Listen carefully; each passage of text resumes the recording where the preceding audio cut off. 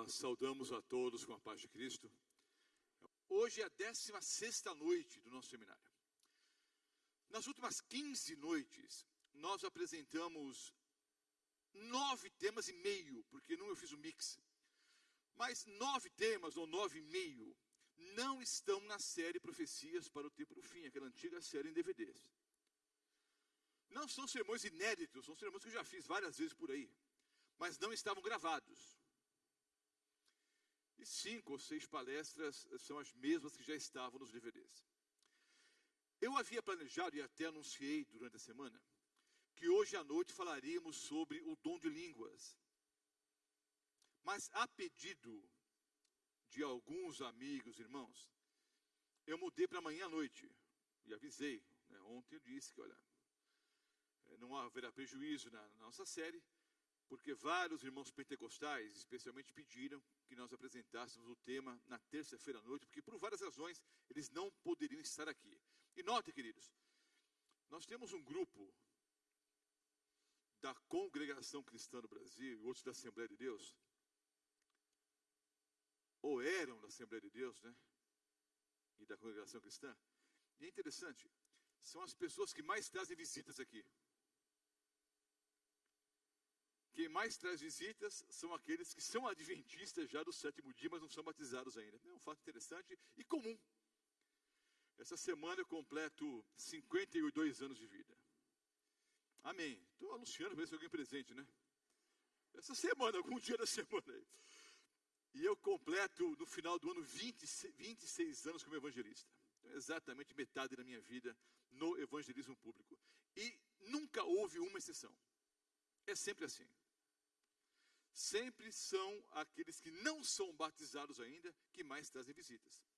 Lembram-se quando nós falamos sobre Apocalipse 2 e 3, as 7 cartas às 7 igrejas? Qual era o primeiro e grande problema da primeira igreja? Lembram? Não? Aí, campeão, é isso mesmo.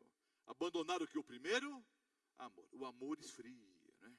Aquele primeiro amor, aquele vigor espiritual, infelizmente, para muitos esfria. E eu imagino que essa conferência está ajudando a revitalizar a fé da maioria de nós, inclusive do Roberto Mota. Aí o que eu fiz? Ontem à noite, a pedidos, eu mudei o tema. E anunciei o que para hoje à noite? Eu falaria hoje à noite ou sobre Daniel 8,14, ou sobre a Trindade. E eu mudei. Essa é a vantagem de ser orador, né? O máximo que pode acontecer é alguém ficar chateado. Eu vou explicar por que mudei. Nós mandamos fazer um banner bem grande para explicarmos, né, com um visual as 2.300 tardes e manhãs. Nosso painel é muito bom, mas não está completo ainda. Ele é bem maior do que esse. E se colocarmos o quadro com as 2.300 tardes e manhãs, com os detalhes, provavelmente não ficaria visível para muitos. Então, mandamos fazer um banner. Mas o banner só ficará pronto quarta-feira. Então, quarta-feira à noite, eu falo sobre Daniel 8,14. E eu, então, anunciei que falaria, talvez, sobre Daniel 8,14 ou a Trindade. E eu vou abrir o coração para vocês, queridos. Eu estudei tanto assunto, tanto. Eu fiz uma coisa que eu não devia ter feito. Eu acrescentei uns 60 slides à palestra anterior. Conclusão. A palestra que tinha 110 slides foi para 170. Aí eu orei ao Senhor, Deus, Senhor, que slides eu tiro aqui? E Deus não me revelou nada. Aí eu vi que fica muito longa a palestra para apresentar hoje. Longa demais. No final de semana, foi no feriado, né? Quinta-feira. Eu estava tão animado aqui. O pessoal ri, né? Ainda bem que meu chefe não estava aqui. Olha, eu falei, estava tão contente. Olha que bom, né? Falei um bocado e terminei umas 9h10. Aí quando eu saí, minha esposa disse, são 10h15. Quantos versículos foram, meu irmão? O senhor que conta toda noite aí? Quantos versículos? Hein? 115 versículos. Nunca façam isso, viu? O máximo que você deve apresentar é uns 7, 8. Mas, queridos, eu entendo que Deus tocou no meu coração para mudar o tema. Vou explicar por quê. Todas as noites, nós levamos os pedidos para casa. É um fato interessante. À exceção de um programa que eu dirigi na Central de Curitiba, alguns anos atrás, eu acho que nós nunca tivemos tantos pedidos numa caixa como temos aqui. Já são quase 3.000 pedidos. Nós estamos lendo e orando por cada um. Todas as noites. Eu leio o pedido, a minha esposa lê e oramos pelo pedido. Aí lemos o outro pedido e oramos pelo pedido. Não é uma oração geral por todos os pedidos. É uma oração por cada pedido. Então vocês estão ajudando o pastor Mota a orar mais. Só que há muitas questões, há muitas dúvidas que eu não vou ter tempo de responder. Muitas vezes as pessoas vêm aqui, ontem mesmo várias pessoas vieram conversar comigo, eu estou à disposição, os outros pastores também estamos à disposição aqui. Mas há algumas coisas que eu vou responder publicamente. Não se preocupe, eu não vou mencionar o nome de ninguém. E eu só vou comentar algumas questões que são de interesse coletivo.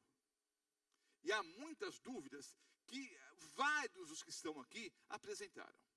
Então, vamos ler um texto bíblico. E eu quero tecer alguns comentários sobre esse assunto. Faz parte da conferência também. Vou falar sobre a oração. Só mudei a ordem aqui dos estudos, tá? E os estudos não terminam no próximo domingo, lembra disso? Nós vamos até domingo à noite na fase intensiva. Depois continuaremos aqui 2 noites por semana. Não decidimos ainda quais noites. Provavelmente uma delas será sexta-feira à noite. Os irmãos pedindo, pastor, faz sexta e domingo. Porque sexta e domingo está lotando a igreja, né? Quase que a galeria estava lotada também. Mas não vamos fazer com certeza nem às quartas nem aos domingos, para que as outras igrejas voltem à programação normal. Então, sexta-feira à noite está praticamente decidido que nós vamos continuar com a programação aqui. E vamos escolher mais uma noite aí, talvez terça-feira, quinta, domingo de manhã, não sei. Então, o seminário não termina no próximo domingo. Nós vamos ter pelo menos umas 10 ou 12 aulas ainda, tá ok? Abram a Bíblia em Lucas, o capítulo 12. Lucas 12, eu vou ler aqui os versículos 5 em diante. Lucas 11, os versículos 5 em diante. Disse-lhes também, qual de vós será um amigo? E se for procurá-lo à meia-noite, lhe disser, amigo, empresta-me 3 pães, pois que um amigo meu chegou à minha casa, vindo de caminho, e não tenho o que lhe apresentar.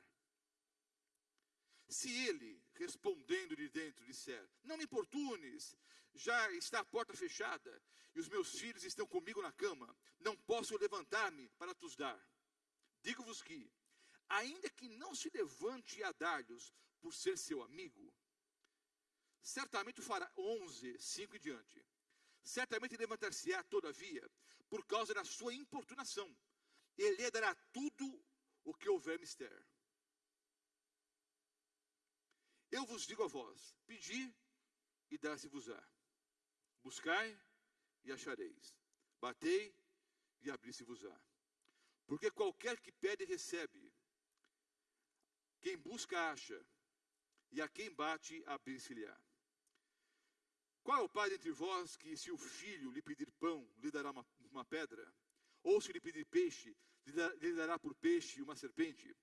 Ou se pedir um ovo, lhe dará um escorpião? Pois se vós, sendo maus, sabeis dar boas dádivas aos vossos filhos, quanto mais dará o Pai Celestial o Espírito Santo àqueles que lhe o pedirem. Vejam bem, queridos, nessas poucas palavras, o Senhor Jesus está nos incentivando, nos incitando a orar. Nós precisamos aprender a orar cada vez mais e melhor. Eu vou apresentar aqui alguns conceitos básicos sobre oração. A maioria já sabe de cor e salteado. Talvez não estejamos colocando em prática. Mas o que eu vou dizer aqui é de conhecimento da maioria. Então nós vamos relembrar alguns conceitos básicos em relação à oração. E quem sabe alguns conceitos serão novos para alguns de nós que estamos aqui. Primeiro ponto fundamental, queridos. Pode parecer estranho o que eu vou dizer agora. Mas é o primeiro ponto. A premissa do nosso estudo aqui nessa noite. Toda pessoa normal ora. Eu vou repetir. Toda pessoa normal ora. Se você for a um restaurante, amanhã na hora do almoço, ou amanhã à noite, e antes de saborear o prato, você inclinar a fronte, fizer uma breve oração, como é costume cristão, pelo menos nós, adventistas do sétimo dia, mantemos esse bom costume. Não tenho visto muitos orando por aí, de outras denominações. Mas nós, adventistas do sétimo dia, antes de saborearmos uma refeição, nós inclinamos a fronte e agradecemos a Deus por esse alimento. É uma boa tradição, é um bom costume cristão esse. Agradecemos a Deus por todas as coisas, especialmente pelo alimento. Mas se amanhã, hoje à noite mesmo, você for a um restaurante, antes de saborear o prato, você inclinar a fronte, fizer uma breve oração, ao abrir os olhos, você vai perceber que as pessoas estarão olhando para você. Não que você tenha orado para chamar atenção, pelo contrário, até disfarçamos um pouquinho, né? Às vezes fingimos que caiu um cisco no olho, né? Ou que estamos bocejando. Nós fazemos alguma coisa para disfarçar até. Mas o fato é que, ao abrirmos os olhos, nós vamos perceber que as pessoas estarão olhando para nós. E provavelmente pensando assim, olha, está ali alguém diferente. Olha, ali está alguém que ora. Na verdade, queridos, diferentes são eles que não oram. Toda pessoa normal ora. Todo ser humano completo ora. Nós fomos criados por Deus, obviamente, nós somos criacionistas. Nós somos criados com o desejo de buscarmos a Deus pessoalmente. E era alto privilégio de Adão e Eva conversarem com o Senhor Jesus pessoalmente no Jardim do Éden. O pecado faz separação entre Deus e o homem. Mas ainda assim, temos o grande privilégio de conversarmos com Deus através da oração. Perdemos o contato visual. Mas ainda podemos estar na presença do Senhor através da oração. Vejam bem, a história já provou, os arqueólogos já comprovaram, as construções mais antigas não são casas, não são hospitais, não são bibliotecas. As construções mais antigas são templos e altares. Isso prova, queridos, que o homem sempre teve o desejo de buscar um ser superior. Isso faz parte da natureza humana. Os antropólogos, a maioria deles ateus, já comprovaram, embora não saibam explicar a origem desse fato, nós cristãos sabemos qual é a origem, qualquer tribo, por mais primitiva que seja, por mais afastada que esteja da chamada civilização, pode ser no Alto Amazonas, pode ser no continente africano, na Ásia, em qualquer lugar do planeta. Toda tribo adora algo ou alguém. Não há uma tribo que não possua no mínimo um Deus.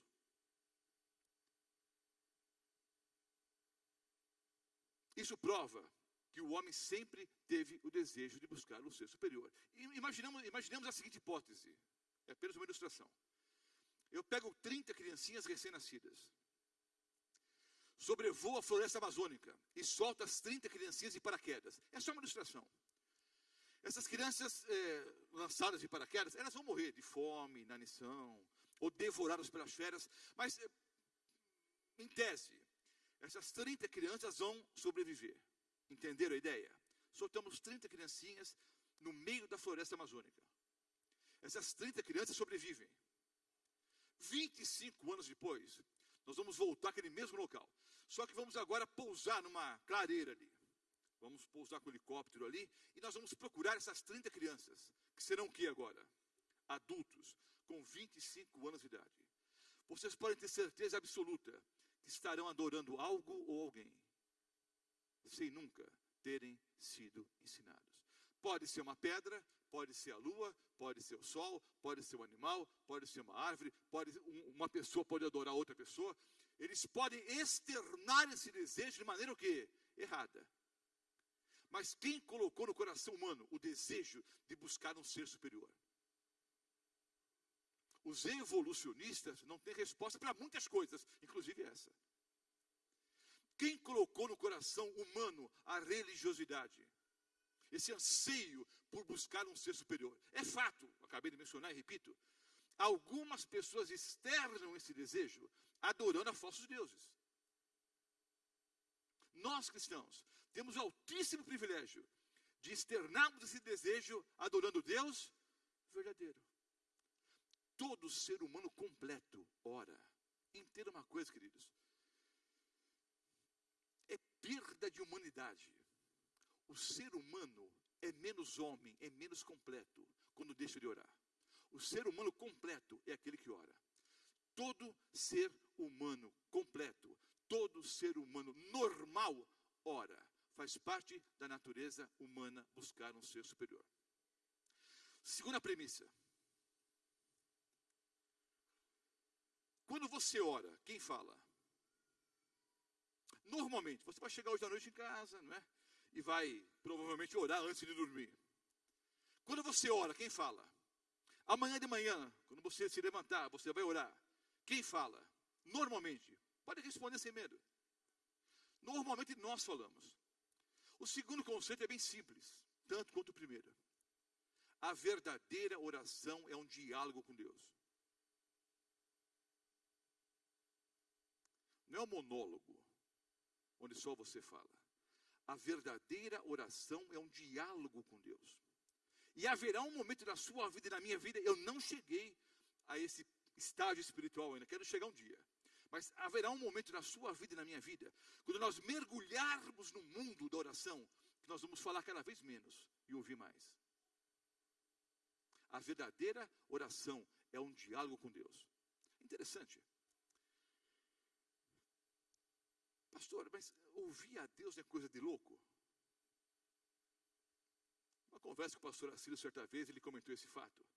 Interessante. As pessoas dizem que falam com Deus e chamam isso do quê? De oração. Aí você fala com Deus e aí chamamos o quê? Oração.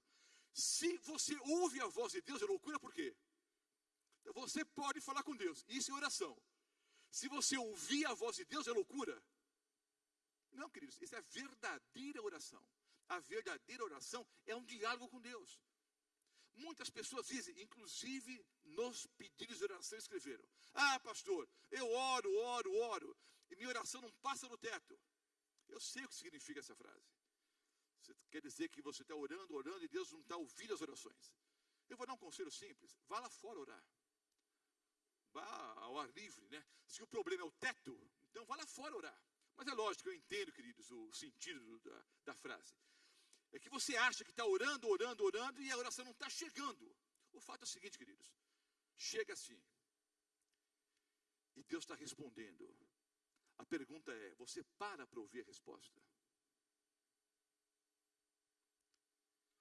Adianta eu chegar e falar, Senhor Deus, eu quero isso, ou pede, né, ou faz uma lista enorme de coisas, o relatório da semana toda, faz vários pedidos, vira para o lado e dorme. Adianta eu chegar para você e dizer, olha, como é que estão as coisas? Como é que está Rio Preto, como é que está a família, como é que está o pessoal, tchau. Adianta perguntar um monte de coisas, ou pedir um monte de coisas para você, se eu não der tempo para você responder. Com Deus é a mesma coisa. Você para ouvir a resposta. Já parou para ouvir? Citei aqui já numa outra aula. E usei o pastor Nelson como testemunho, que o pastor Nelson foi aluno do pastor Modesto Marques. E hoje à noite temos o pastor Assílio aqui, que também foi aluno, não é, do pastor Modesto Marques. O pastor Roberto Urel também foi aluno do pastor Modesto Marques. Um homem muito duro, mas um fiel cristão. O pastor Alvarenga também da velha guarda, também foi aluno do pastor Modesto Marques. Um homem muito duro, sistemático, mas um homem de Deus, um fiel cristão. Era muito sistemático, muito duro. Mas era leal, era justo. E uma vez ele disse na sala de aula, já disse isso nesse seminário: as pessoas não gostam do silêncio, porque em silêncio nós podemos ouvir a voz de Deus. É por isso que você chega à noite em casa, liga a televisão, liga o rádio, liga a aparelhagem de som. A gente não suporta o silêncio. Entra no carro, já liga o rádio. Porque em silêncio nós podemos ouvir a voz de Deus. Eu tenho um costume, irmãos. Eu tenho bons costumes e maus costumes. Algumas coisas eu sirvo de exemplo de contraste, né? Não faço o que o Roberto Mota faz. Mas em algumas coisas eu posso dizer, sede meus imitadores, como o apóstolo Paulo também disse, né? Eu tenho um costume, entre outros bons costumes, Eu oro e eu sempre paro para ouvir a resposta. Às vezes eu respondo em 5 minutos, às vezes em meia hora. Às vezes eu passo a noite em claro. Eu já sofro de insônia mesmo, então tudo bem. Eu passo a noite em claro muitas vezes, mas eu posso testemunhar publicamente. E você pode gravar porque Deus é testemunha. É um testemunho verdadeiro. Ele sempre respondeu. Ele sempre respondeu. Mas você precisa parar para ouvir a resposta. A verdadeira oração é um diálogo com Deus. E haverá um momento na sua vida e na minha vida em que nós vamos falar menos e ouvir mais. Pare para ouvir a resposta de Deus. Terceiro ponto, esse mais simples ainda. Todos nós sabemos de cor salteada. Queridos, Deus pode responder de milhares de formas diferentes. Quem sou eu para limitar o poder divino? Explicar como Deus pode responder. Ele pode responder de milhares de formas diferentes. Ele pode responder através de um sermão, através de um texto bíblico, através de um hino, através de um conselho, de um pastor, de um amigo, de um pai, de uma mãe. Muitas vezes responde diretamente à sua mente. Ele pode responder de várias formas diferentes. Mas ele basicamente, irmãos, responde sim, não, espere um pouco. A pessoa que mandou fazer esses papéis aqui, para vocês escreverem nos pedidos de oração, escreveu nos papéis, oração infalível. E parece que isso gerou algumas dúvidas para algumas pessoas. Queridos, toda oração é infalível. Porque toda oração Deus responde. Então, se perguntar, Deus está preocupado com esse caso, com aquele, vai responder essa oração? Ele responde todas as orações. Só que ele pode responder sim, pode responder não, ou pode responder espere um pouco. Já ouviram isso várias vezes. E é assim que funciona. Entendam? Para algumas orações, Deus responde sim e na hora. Querem alguns exemplos práticos, bíblicos? Qualquer oração de caráter espiritual, Deus responde sim e na hora. Desde que a minha oração seja o quê? Sincera. Se eu orar dizendo, Senhor Deus, perdoa os meus pecados, ele vai dizer o quê? Não. Vai dizer, espera um pouco. Ele vai dizer o quê? Sim, na hora, desde que haja verdadeiro arrependimento. É sincero? Estou realmente arrependido? Estou pedindo perdão sinceramente? Deus responde o quê? Não. Espera um pouco. Amanhã talvez? Não. Ele responde sim na hora. Qualquer oração de caráter espiritual, Deus responde sim na hora. Senhor, aumenta a minha fé, a minha confiança no Senhor. Ele responde sim na hora. Me dê mais paciência. Ele responde sim na hora. Talvez não da forma como você gostaria, mas ele respondeu sim. Sabe o que ele fez? Botou um vizinho pagodeiro, que fica até as 4, 5 da manhã no pagode, no final de semana. Foi a forma de Deus aumentar a tua paciência. Né? Exercitar a tua paciência. Qualquer oração de caráter espiritual, Deus responde sim na hora. Às vezes Deus responde, espere um pouco. Mas pastor, eu oro há 20 anos. Pessoas escreveram isso. Pastor, eu oro há 10 anos, 15 anos, 20 anos. A minha mãe orou 40 para o meu pai se converter. 4 décadas, 40 anos. Orando 3, 4, 5 vezes por dia. Para que meu pai se convertesse. Meu pai sempre foi um homem honesto, trabalhador. Um português muito firme. Meu pai não tinha vícios, ele bebia socialmente. Sempre foi um homem honesto. Sempre ajudou até financeiramente a igreja. Mas ele não tinha interesse em coisas espirituais. Quem conhecia meu pai sabe que o negócio dele, ele era um católico não praticante, ele era muito mais corintiano do que qualquer outra coisa. A religião dele era o Corinthians. E você sabe que o esporte torna-se para muitas pessoas um fanatismo, uma religião mesmo. Pessoas se matam por causa de um jogo de futebol, né? O fato é que, para quem conhecia meu pai, era realmente um milagre o meu pai se converter. Mas minha mãe orou 40 anos. Aí tivemos uma série de conferências lá na Central Paulistana, na Rua Taguá, 80, né? Esqueci o número. O pastor Assis deve lembrar, tem uma memória boa. Rua Taguá 80, 88, não lembro agora. Lá no bairro da Liberdade. O pastor José Mascarenhas Viana, de saudosa memória, foi o orador ali. E o pastor Natan, que faz parte da equipe de evangelismo, foi convidar meu pai para que ele fosse à conferência. Eu até disse, Natan, olha, nós somos tão amigos, você é amigo do meu pai, Aí fiquei numa situação constrangedora. Lógico que eu queria que meu pai fosse. Mas conhecendo meu pai, de vez em quando ia à igreja, quando havia um casamento, o batismo de uma pessoa conhecida, mas qualquer tipo de outro tipo de programação, eu não ia de jeito nenhum. Aí o pastor Natan foi lá, insistiu e foi conversar com ele. Disse, olha, vai começar tal dia a conferência. Meu pai disse, eu não vou não. Eu lembro certinho a frase, tem Corinthians e Atlético Paranaense no mesmo horário. Não vou. Aí o pastor Natan fez algo que nós já aconselhamos os irmãos fazerem, aqui em Rio Preto, em outras cidades da região, e no nosso bom interior aqui da Paulista Oeste. É a tal carona missionária. Não adianta convidar só, vai buscar. Diga, ó, o programa começa 7:15. 7 horas eu passo aqui. Ah, pastor, mas meu carro já veio notado. Chega um pouquinho antes, deixa a senhora, sua esposa aqui, seus filhos, e vai buscar o visitante.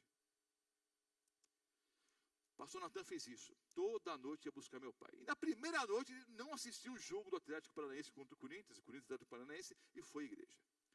Todas as noites ele foi o primeiro a chegar. E no final da ceia eu tive o privilégio de batizar meu pai.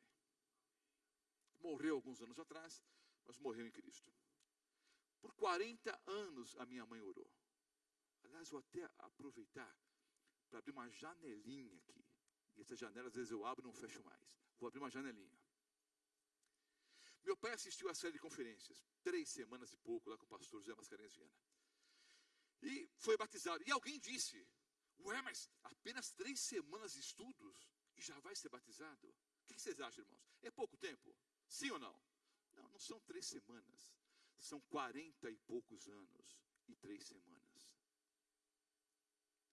Ou um homem que vive com uma senhora cristã por mais de 40 anos, não sabe que é para guardar o sábado?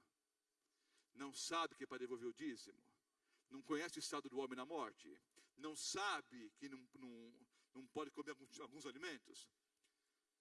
Não sabe que tem que ser um fiel dizimista? Então, seu esposo já recebe estudos bíblicos da senhora há 10, 15, 20, 30 anos pelo seu testemunho. Ele pode vir uma noite aqui e tomar decisão. Mas alguns irmãos não conseguem enxergar um palmo na frente do nariz. E alguns até ficaram assustados. Olha, vai batizar agora?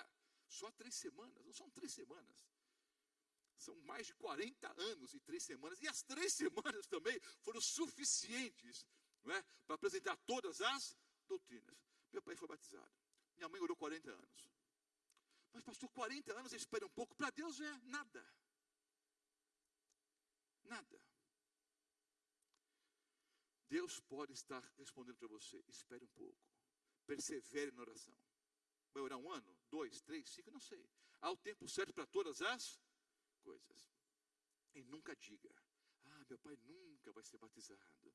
Ah, meu filho nunca mais volta para a igreja. Nunca diga isso. Persevere na oração. E vou dar um testemunho público, queridos. Os homens não me levem a mal, não. A nossa oração tem valor para Deus, sim ou não? Sim. Mas por um fato que eu não sei explicar, só perguntando para Deus no céu. Por algum motivo que eu não sei explicar, talvez algum pastor mais experiente, mais inteligente do que eu me explique depois da saída. Por algum motivo, oração de mãe tem mais poder. E de avó mais ainda. Vocês não têm noção, queridos. Quando eu saio de uma igreja e uma senhora, uma anciã, uma mãe Israel, seus 70, 80 anos, olha para mim e diz, filho, todos os dias eu oro por você. Vocês não têm noção do bem que faz para a minha alma isso. A minha mãe orou muitos anos, quase 6, para eu voltar para a igreja. Fiquei 5 anos e meio fora da igreja. Minha mãe, 5 anos e meio, todas as noites com os joelhos dobrados ali, derramando lágrimas amargas e clamando a Deus para que eu voltasse para os braços de Jesus. Então, queridos, nós precisamos orar cada vez mais e melhor. E Deus pode responder sim, Deus pode responder, espere um pouco, e às vezes Ele responde não. Queridos, muitos de nós somos pais. Como pais, muitas vezes nós não tivemos que dizer não para os filhos. Sim ou não? Tivemos que dizer não? Quando dissemos não, procuramos fazer o melhor para eles. Não foi assim? visando o bem-estar dos nossos filhos, muitas vezes dissemos não. Só que nós somos falhos, pecadores. É possível que em algumas ocasiões, ao respondermos não tenha sido a melhor resposta. Mas o fizemos de maneira o quê? Sincera. Buscando o quê? O bem-estar dos filhos. Agora o Senhor Jesus disse, se vocês que são maus, sabem dar coisas boas para os filhos, imagine o que Deus quer dar para cada um de vocês. Especialmente o Espírito Santo, se lhe pedirem. Então, queridos, quando Deus responde não, entenda que é o melhor. Eu estava no Itaim Paulista, pregando ali. Em determinada noite, uma senhora já bem idosa disse, pastor, eu vou ficar umas 2 ou 3 semanas sem aparecer aqui, mas não se preocupe não estou apostatando. Eu vou para o Nordeste. A senhora era muito pobre. Os filhos tinham feito a famosa vaquinha, cada um de um pouquinho, né? Para comprar passagem para ela. Ó, estou indo para o Nordeste, faz tempo isso, mais de 20 anos. Eu quero que o senhor ore para que tudo corra bem na viagem. Eu nunca vou esquecer. Aquela senhora, uns 70 e poucos anos, mais 2 senhoras da mesma idade, um pouco mais velhas, um pouco mais idosas. Orei por aquela senhora e mais 2 senhoras como testemunha. Oramos ali, eu pedi que Deus abençoasse, que ela fizesse uma boa viagem. Há muitos anos não voltava para o Nordeste, queria rever os familiares e tal. Terminei a oração, nos despedimos. Na noite seguinte, eu chego na igreja, a irmã chorando e as outras 2 velhinhas ouvindo. Cheguei, ué, irmã, a senhora não ia viajar, pastor, choveu demais à noite, e o Tietê transbordou, a marginal estava tudo parada, e perdi o horário, perdi o ônibus.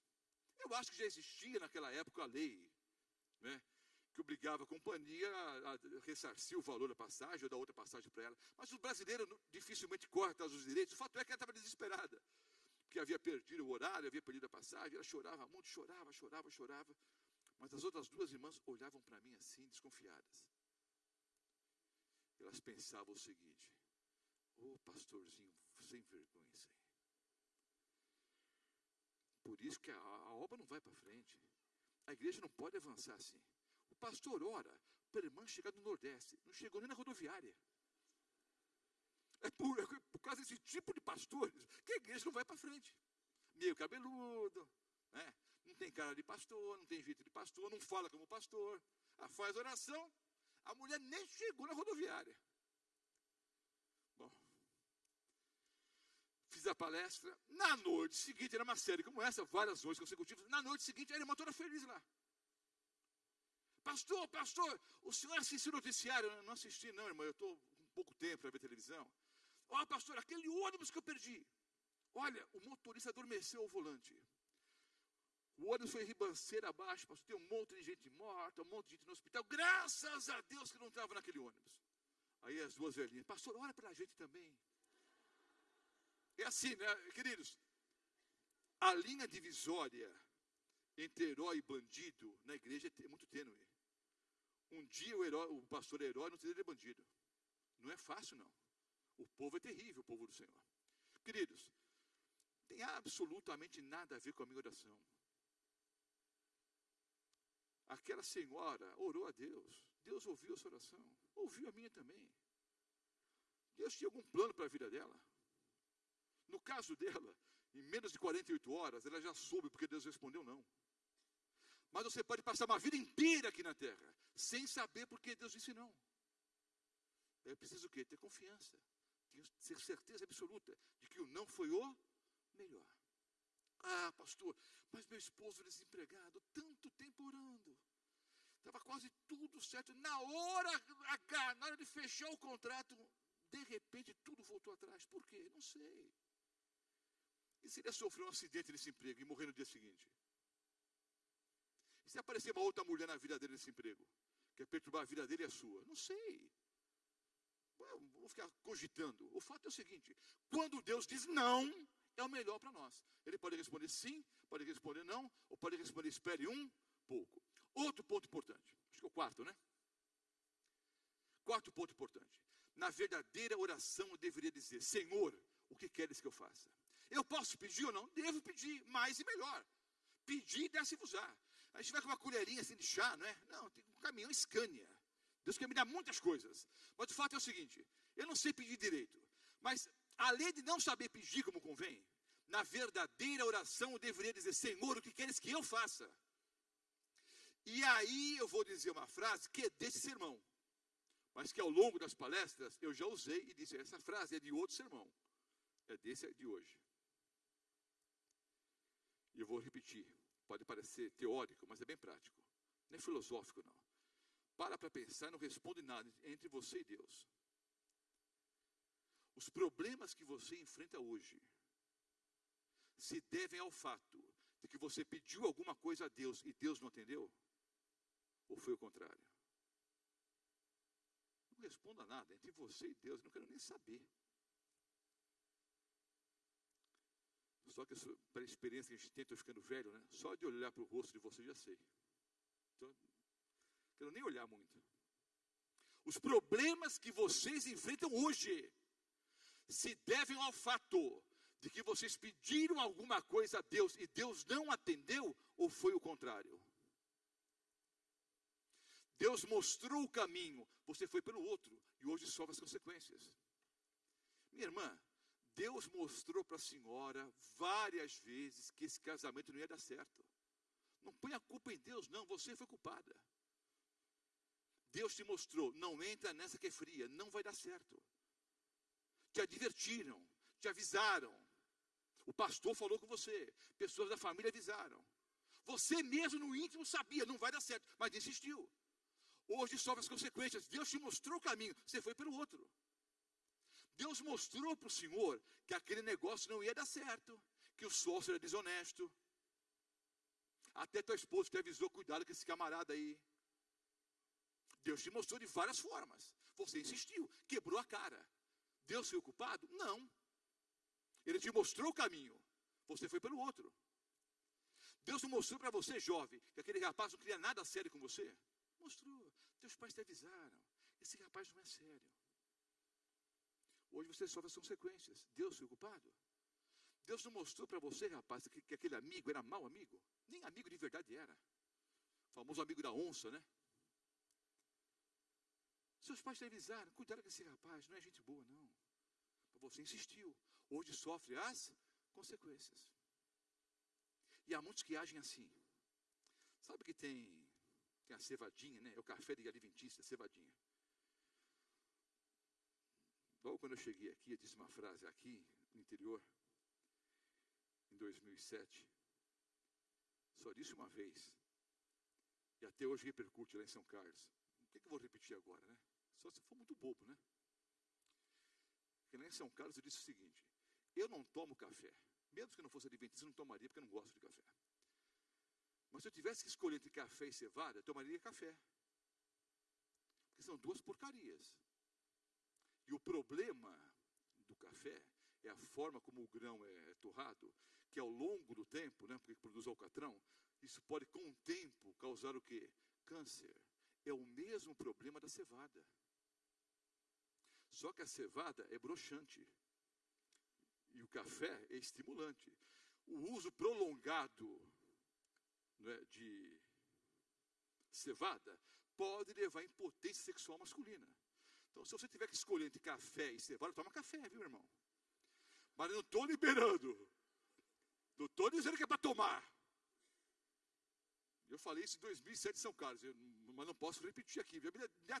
São quase 8 anos, né, contando o ano incluso. Eu comecei em 2007. Até hoje o pessoal diz: Roberto Mota liberou. Não liberei café coisa nenhuma.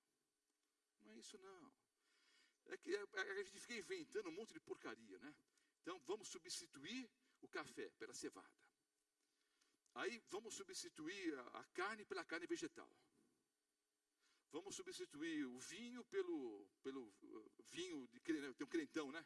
Tem o quentão e o crentão. Tem cervejinha com álcool, cervejinha sem álcool. É um monte de contrafação, né? Mas a maior invenção adventista, queridos, é o búzio. Jogo de búzio adventista. É búzio de crente. Sabe o que é jogo de búzio, né?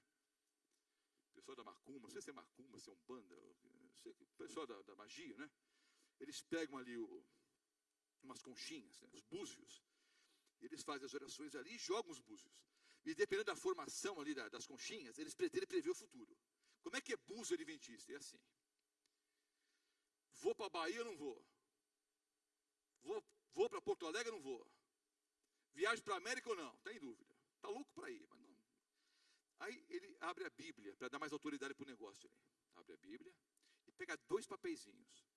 Num escreve sim, no outro escreve não. Já fizeram, né?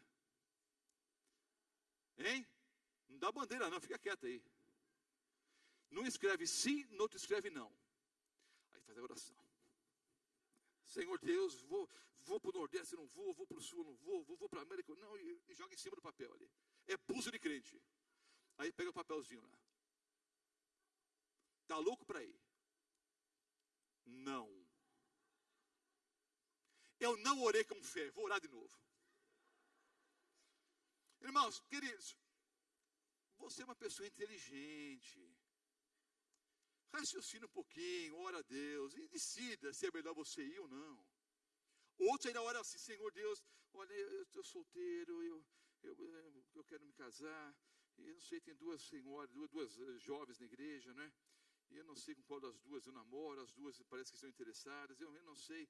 Então ele se ajoelha assim, seja feita a tua vontade, mas tem que ser a Maria. Então, na verdadeira oração, eu deveria dizer, Senhor, o que queres que eu faça? Entender simples. Eu posso pedir uma série de coisas, mas na verdadeira oração, eu deveria dizer, Senhor, o que queres que eu faça? É uma prova de humildade, sim ou não? Sim, mas é muito mais do que humildade. Inteligência. Porque Deus é bom. Se vocês que são maus dão coisas boas para os filhos, imagine o que Deus queria para nós. Então, quando você diz, Senhor, seja feita a tua vontade na minha vida, o que queres que eu faça? Você está dizendo o quê? Eu quero o melhor para mim. Entenderam? Em outras palavras, é o melhor para a minha vida. Senhor, né, o que queres que eu faça? Seja feita a tua vontade na minha vida. Nós temos que aprender a orar mais e melhor. Outro ponto, são uns 15 ou 20 pontos. Vou encerrar agora, vai, mais 1 ou 2. Queridos, você tem que ser sincero. Sabe quando você está sozinho no quarto? Não tem mais máscaras. Aqui talvez eu esteja usando uma máscara agora, né? Estou dizendo que estou, mas eu coloco terno, gravata. Tento arrumar o cabelo, precisa cortar, né? Visto essa imagem de crente, né? Mas quando eu estou sozinho no quarto, não tem máscaras, só eu e Deus. A única pessoa que me conhece 100%, aliás, me conhece melhor do que o próprio Roberto Mota, né? Aliás, é um fato interessante, que há tantos mistérios na Bíblia, né? A palavra mistério vem do grego, mistério é uma coisa que você não podia entender, mas Deus revelou. Mas alguns mistérios da iniquidade, outros, né? Já mencionei vários deles aqui. Mas para mim o maior mistério é o amor de Deus. Como é que o Senhor Deus, sendo tão puro quanto é, perfeito como é, me conhece 100% e ainda assim me ama? Isso é um mistério. Mas sabe quando você está sozinho, você e Deus, não dá para enganar, não dá para mentir. Ele conhece os cantinhos do seu coração, os seus medos, as suas angústias, as suas taras, os seus pecados acariciados, os seus traumas do passado. Ele sabe tudo e ainda assim te ama. Sabe, é você e Deus. Abra o coração. Seja sincero a hora que você ora. Não adianta ficar, Senhor, muito obrigado pelo... Foi uma porcaria o dia. Senhor Deus, olha, o dia foi uma porcaria hoje. Eu até acho que o Senhor não esteve comigo não. Aconteceu alguma coisa? O que foi? Abriu o coração. Eu estava lá em Taubaté, casa do pastor Maurício. O pastor Maurício é o departamental hoje da Paulista do Vale. Eu estava lá na casa dele, eu peguei de manhã e fui almoçar na casa do pastor. Na época era distrital, ali em Taubaté, região. Aí na hora da oração, normalmente, o pastor que está visitando a família que ora, né? Então, era uma família pastoral, o pastor do distrito, mas normalmente quando tem um pastor de fora visitando, normalmente o próprio pastor, colega, pede que o amigo, que o colega faça oração. Eu até estava preparado para fazer oração para o almoço ali. Para minha surpresa, ele pediu para o filho. Ele tinha uns 3 ou 4 anos na época. Legal. Aí, antes disso, o menininho, eu via ele falar com a mãe: mãe, eu não vou comer feijão, não. Vai comer, moleque? Não, feijão eu não vou comer, não. Você vai comer feijão? Não vou comer feijão. Ele estava em discussão. Na adoração, o moleque começou assim, 3 ou 4 anos. Ah, Senhor Jesus, muito obrigado porque o pastor Roberto Mota está aqui em casa. Muito obrigado pela escola sabatina, muito obrigado pelo culto divino, muito obrigado, uma oração linda, sabe? Bem feitinha, bonitinha, assim, uma gracinha. Ah, muito obrigado pelo sermão do pastor Mota, obrigado porque ele está aqui agora, obrigado pelo papai, pela mamãe, pela minha irmãzinha, obrigado pelo alface, pelo arroz, abençoa o alface, abençoa o arroz, ele foi pedindo tudo. Abençoa a azeitona, abençoa tudo que tinha na mesa, ele foi pedindo. Mas o feijão, não precisa abençoar não, que eu não vou comer. O feijão você não precisa nem abençoar, porque eu não vou comer. Queridos, é sincero. O feijão você não precisa nem abençoar, porque feijão eu não vou comer não. Então, queridos, sabe, é abrir o coração. Mas pastor, e se eu tive um dia terrível? Eu não tenho nem vontade de orar. É aquela velha história, irmãos. Então, sabe, eu disse que é repetitivo o que eu estou dizendo aqui. Vocês já sabem. Mas é bom, sabe, relembrar. Chegou a noite, não está afim de orar. Sabe o que você tem que fazer? Dizer para Deus: Senhor, eu não estou afim de orar. O que você fez? Você já orou. Você já falou com Ele. Senhor, eu não estou afim de orar. Não estou legal hoje. Começa a conversar com Deus. E você vai perceber que você já orou. Entende, queridos? Deus quer operar milagres na nossa vida. Ontem eu vi alguns testemunhos. Nosso irmão, né, Valdir foi, né, miraculosamente aí, passou pelo tratamento. Cremos que, obviamente, a ciência tem a sua parte, né, mas cremos muito no poder da oração. Cremos que nosso irmão Valdir está recuperado e graças, né, às orações de centenas de irmãos que oraram e continuamos orando por ele.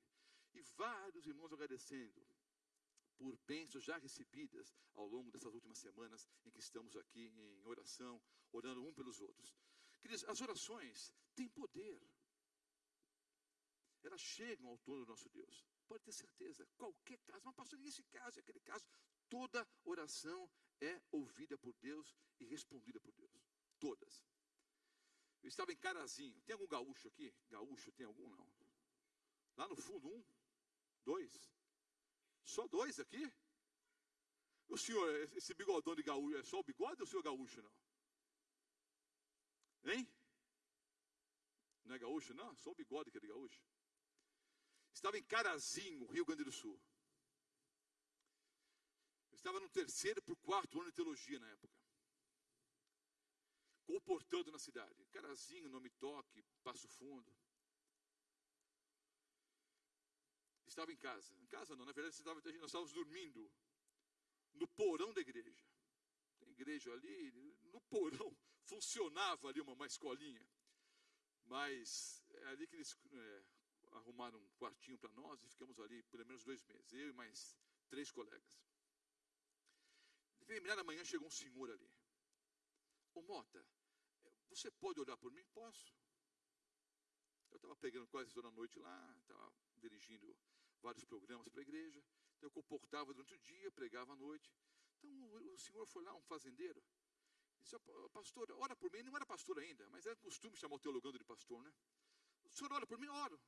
Qual é o motivo? Olha, estou com um problema assim. Aliás, eu queria que o senhor fosse orar lá na minha fazenda, lá no meu sítio. Eu ia comportar. Não estava com muita vontade, não, para ser bem sincero, aquele dia. Aí, bom, vamos lá. Eu tinha uma Brasília azul, nunca vou esquecer. Foi com a Brasília, aí parou no meio do sítio. A hora que eu desci, queridos, as lagartas tinham tomado conta, tá? Tomaram posse, literalmente, da plantação de soja. Você olhava assim, parecia filme de terror. Eu não sei explicar em palavras o que era soja, o que era lagarta. A terra parecia viva. Um negócio nojento, impressionante. Nunca vi um negócio daquele. A praga tomou conta. Pastor, eu preciso que o senhor ore, que eu tenho que salvar essa lavoura aqui. Eu tenho uma hipoteca grande com o Banco do Brasil, não sei o que e tal. Eu olhei para aquilo ali e falei: vamos orar? Irmão, vamos orar? Vamos orar. Nos ajoelhamos no meio do sítio ali. Eu fiz uma oração com poder assim: Senhor Deus, desde que o nosso irmão, eu abri o olho assim. Irmãos, estou sendo sincero com vocês, eu só orei para agradar o irmão. Pecado grave, não foi? Estou abrindo meu coração aqui. Eu só orei para agradar o irmão. A hora que eu terminei a minha oração, o homem colocou o rosto na terra. Ele literalmente molhou a terra, ele regou a terra com suas lágrimas. Ele disse: Senhor meu Deus, eu não sei quantos poderiam fazer essa oração. Aquele homem fez. Senhor Deus, o Senhor sabe que eu tenho sido fiel ao Senhor. O Senhor sabe que eu nunca traí minha esposa. O Senhor sabe que eu procuro ser um bom pai. O Senhor sabe que eu sou um fiel dizimista. O Senhor sabe que eu tenho devolvido as minhas ofertas. Tu sabes, Senhor, que eu não transgrido a tua lei. Não sei quantos de nós poderíamos fazer uma oração como essa. O Senhor sabe que eu tenho sido fiel ao Senhor. Eu preciso que o Senhor opere um milagre. Eu preciso salvar essa colheita. Terminou a oração, nos abraçamos, ele agradeceu. Eu morri de vergonha, mas não disse nada. Me levou de volta para a igreja, quase hora do almoço. Aí eu preparei o almoço lá, os outros amigos chegaram. Um pouco depois, algumas horas depois, ele voltou ali. A hora que ele chegou: ô Mota, vamos lá no sítio. Falei: mas vamos fazer o seguinte, eu oro daqui, você ora de lá e vamos ver o que dá. Não, eu quero que você vá lá, quero que você venha comigo. Entrei no carro, ele não falou nada. Ele parou o carro no mesmo lugar. Eu desci, se não fossem as marcas dos pneus, eu ia achar que era outro sítio. Eu desci. Todas as lagartas estavam mortas. Todas. Eu vi com esses olhos que a terra não há de comer, porque isso vai voltar antes. Eu vi, queridos, todas as lagartas mortas. Mais do que isso, elas eram verdinhas, estavam cinzas. Mais do que isso, você assoprava assim, soprava sobre elas. Elas desmanchavam, elas estavam ocas.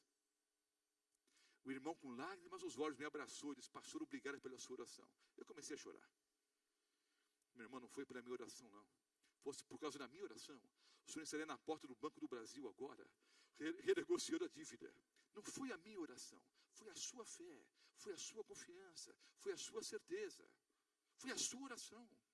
Queridos, eu já presenciei muitos milagres. Eu já fiz batismo no Carandiru, num lugar que não tinha água. Eu olhei, não tinha água no tanque. Estava tudo seco. Quem sabe eu conto testemunho aqui, alguns já ouviram. Eu olhei para o tanque, umas 6 vezes maior do que esse. Haviam 4 tanques que os presos mantinham cheios para regar a plantação ali, as hortas, né? A horta lá do Carandiru. Tive uma seca muito grande, a pessoa não estava afim de trabalhar também. Os 6 tanques vazios, era só poeira. E eles se esqueceram de encher os tanques para o batismo. Não ia ter batismo, mas eu fiz o sermão do mesmo jeito. Um dia eu contei testemunho na íntegra. O tanque estava seco. Nós começamos a orar. Olharam para trás, o tanque cheio até a boca, com pétalas de rosas cobrindo o tanque. Batizei 12 ex-bandidos dentro do Carandiru. Já vi vários milagres. Quantos de vocês, essa noite, poderiam testemunhar milagres na sua vida ou de alguém que você conhece? Levante a mão. Quantos milagres? Aí, pronto, irmãos. Pastor, os milagres ocorrem muito maior quantidade que no passado. E por que na sua igreja não tem muito mais milagres que nas outras? É que nós não vendemos milagres. Nós não comercializamos. Talvez estejamos cometendo um erro grave. Não estamos testemunhando como deveríamos.